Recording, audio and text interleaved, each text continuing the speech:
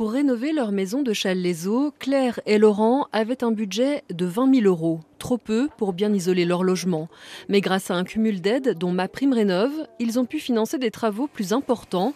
La pose d'un isolant extérieur, le remplacement des fenêtres et la nouvelle chaudière à granulés.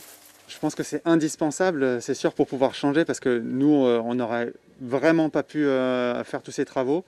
Et on se serait cantonné peut-être aux fenêtres, on était parti là-dessus au départ. Budget total 52 000 €, dont 31 000 € d'aide. Jusqu'ici réservé aux ménages modestes, MaPrimeRénov' s'adresse désormais à tous les propriétaires privés. Le montant de l'aide sera calculé en fonction des ressources. Pour les artisans du secteur, la hausse de la demande se fait déjà sentir.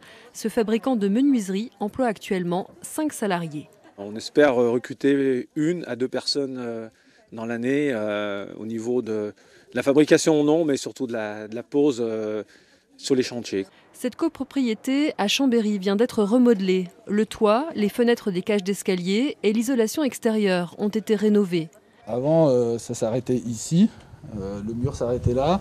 Et aujourd'hui, j'ai rajouté 15 cm d'isolant et la bavette, du coup, ce qui fait une isolation complète sur toute la façade du mur de haut en bas. Des travaux financés grâce à des aides des collectivités locales, car la copropriété n'était pas éligible à MaPrimeRénov'. Et c'est ce qui change à partir de ce lundi. MaPrimeRénov' va représenter 25% du montant des travaux éligibles. Donc c'est une belle somme, effectivement. C'est beaucoup plus simple. Il faudra pour cela que la copropriété atteigne 35% d'économie d'énergie grâce à ces travaux de rénovation. Ce n'est pas un petit effort qu'on lui demande et c'est pour ça que l'État met en place cette aide à 25% pour tous. MaPrimeRénov' a permis de rénover 200 000 logements en 2020, un chiffre que le gouvernement espère doubler cette année.